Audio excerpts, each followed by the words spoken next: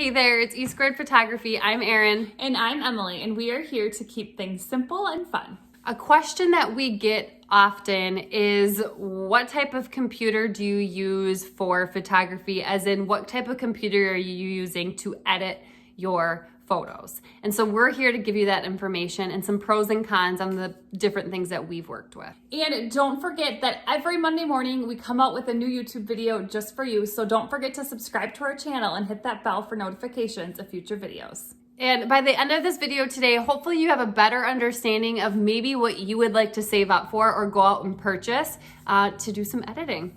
And make sure to stick around until the end because we have something special just for you. So something to keep in mind as we are talking through the pros and cons of different computers that we've used is that we edit all of our images in Lightroom Classic. So kind of keep that in the back of your head. So we are going to first talk about one of the things that we both use more often than none is our Mac desktop. And so let's look at what we have and the pros and the cons of that specific computer right now. All right, so as far as the Mac desktop that we use a Retina 5K 27-inch desktop computer.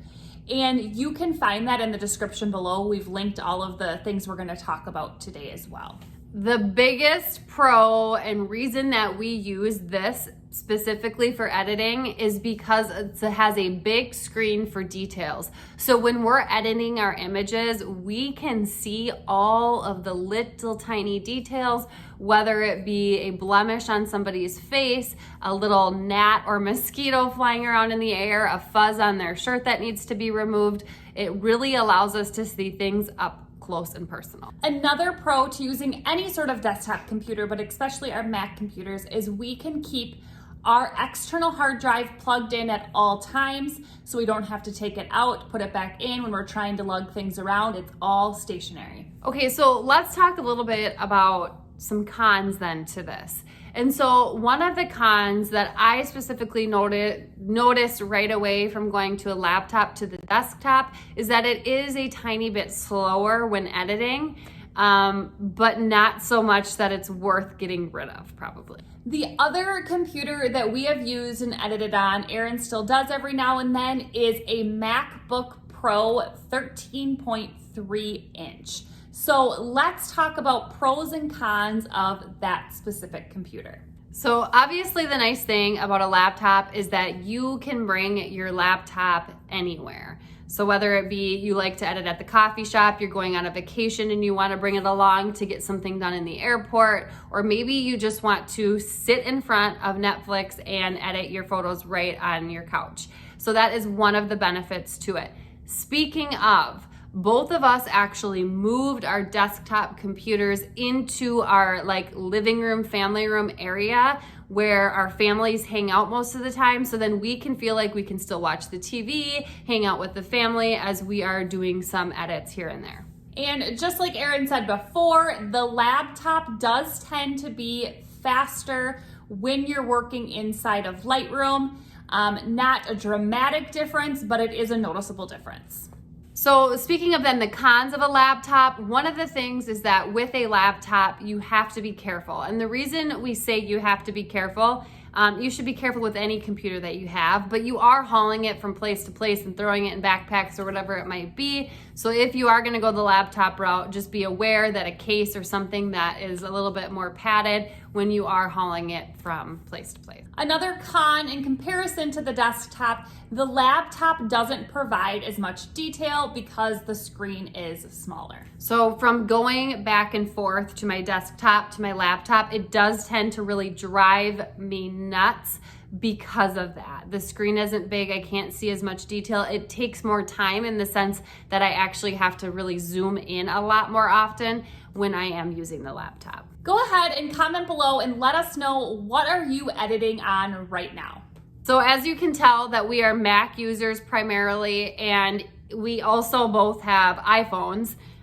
So let's talk about a little bit about what do both of these have to offer if you were going to go either way. And one of the biggest things that we like our Apple products for when dealing with editing photos and posting photos on social media or whatever it might be is just the ability to airdrop. We can airdrop from our phone to our computer to our laptop and vice versa, any which way. And it's just a quick way to get our sneak peek specifically from our computer to our phone to view, to see what a viewer on their phone would look like, and to send them back and forth to each other makes it really easy. So airdrop is huge. Another really great thing about using a Mac computer is we've never had to calibrate our computer screen to have the lighting look a little bit differently. We've always kept it as is, and it's always translated really well from our phones back to our computers and vice versa. Sometimes you hear people say like, my photo looks really dark or it looks really blue on my computer screen, but when it gets posted on Facebook or Instagram, it looks totally different. This is what we're talking about. Let's just talk a little bit about a bonus tip when it comes to working with computers. So one of the biggest things that we can recommend to you is to get an external hard drive. And so that is where we are saving our Lightroom catalogs. That is where we are saving all of our raw images from our camera. We are saving things to our external hard drives. And the reason for that is if you don't do that, your space on your computer quickly fills up faster than you might think, and things can become really messy really fast if you don't have a system down for organizing your files. And so that is something that we would recommend, is getting a hard drive, but also getting some sort of organizational system from taking your photos from your SD card to your hard drive, and in any other sort of which way is having folders, cleaning up your computer when things are on the desktop just laying around, keeping things clean, or you will find storage problems very quickly. And another bonus tip is to make sure you get your computer on insurance right away. That's a super important thing to do. If anything ever happens to it, put it on your insurance as well as all of your cameras and equipment. Okay, so hopefully that was super helpful. And again, all of the links are in the description below for you to take a look at what we use for our equipment.